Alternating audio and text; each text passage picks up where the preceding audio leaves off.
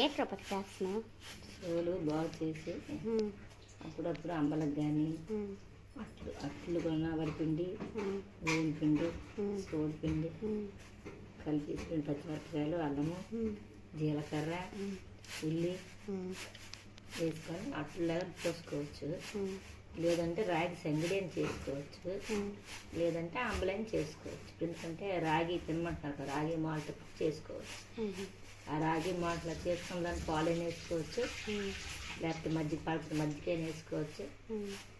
ఏది ఇష్టం లేకపోతే పూర్తిగా తాగేయచ్చు. రాగి పిండి అట్లా బాగుంటాయి, సూపర్ ఉంటాయి.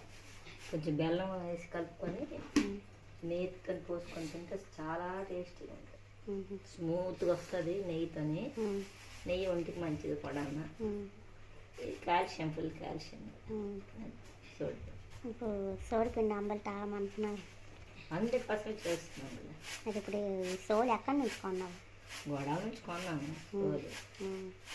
అవి ఎదుసుగా ఉంటే అక్కడ కొంచెం అవి వాష్ చేసి కడిగేసి మంచి ఎండ ఎక్కుతుంది కదా, ఎండలో ఎండబెట్టి అనుకోండి, 1 గంటలో ఎండిపోతాయి.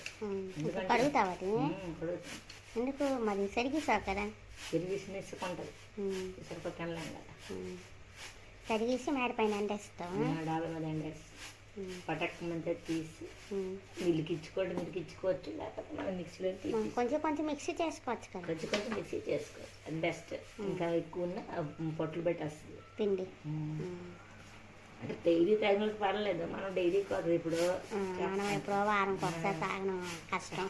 అందుకు ఎప్పుడు కావాలంటే అప్పుడు మిక్సీలో తిప్పిస్తే అంటే ఇలాగ సోలు బాగు చేసుకొని కడిగేసి ఎండేసి మంచి ఎండలు కదా ఇప్పుడు ఎండల టైంలో ఇలా కడిగేసి ఎండేసి ఉంచేస్తే మనకి ఎప్పుడు కావాలంటే అప్పుడు కొంచెం పిండి మిక్సీ కొట్టుకోవచ్చు.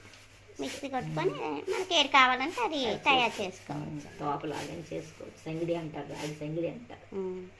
అలాగే చేసుకోవచ్చు, అంబలం చేసుకోవచ్చు, అట్లు పోసుకోవచ్చు, ఎలాగైనా చేసుకోవచ్చు. పర్లేదు. ఇప్పుడు రాగి పిండితో లడ్డూలు కూడా చేస్తాం. ఇది నేతిలో వేపేసి మిక్సీ కొట్టేసి బెల్లం, పంచదార, బెల్లం బెస్ట్, పాకంలో తీసి అందులో కలిపేసి కొంచెం శనగపలుకులు, జీడిపప్పు, బాదం పప్పు, కొంచెం యాలక పొడి వేసుకుంటే సూపర్ టేస్ట్గా ఉంటుంది.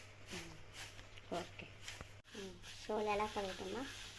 ఇలాగా కొంచెం నీటిలో పెట్టేసి జల్లి జంతుని వేసి శుభ్రంగా అందరూ వెచ్చగా రాగి నీళ్ళు లేకుండా క్లియర్ అయిపోయి మళ్ళీ ఇంకొక జల్లి ఇలాగ వేసిస్తాం.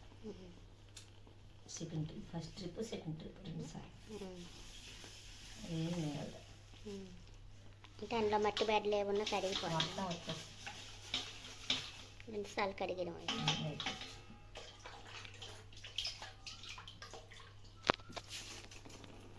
నీళ్ళకి ఇలా వేసి నీళ్ళు వాడిపోవాలి. నీళ్ళు వాడిపోయి పలచటి గొడ్డు మీద ఎండేసుకోవాలి, కాటన్ గొడ్డు మీద చీర మీద వేస్తే బాగుంటుంది. కడగకపోతే అవదా? కడగ ఎక్కడ పొలాలు మట్టిలు అవన్నీ చెప్తాయి, కడగకుండా పొలాలు మట్టిలు ఉంటాయి కదా, మట్టిలోనా ఎక్కడెక్కడ పడేస్తాం. నీరు కాదు కాదు, ఎక్కడెక్కడ మెట్లు వేస్తారు కదా, మనకు అది తింటే పడుతుంది మంచిగా. అందుకే కొడి చూడుతుంది, కానీ మనం ఇలా చేసుకున్నాం అనుకోవాలి బాగుంది,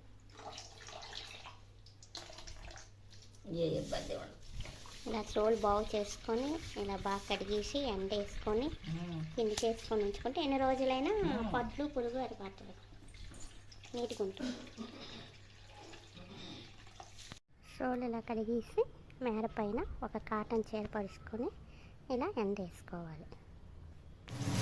ఇలా ఎండిన సోలుని ఒక డబ్బాలో స్టోర్ చేసుకోవాలి. మనకు కావాల్సేటప్పుడు కొంచెం కొంచెం మిక్సీ చేసుకోవచ్చు. పౌడర్లా ఇలా మిక్సీ జార్లోకి వేసి మిక్సీ చేసుకోవాలి.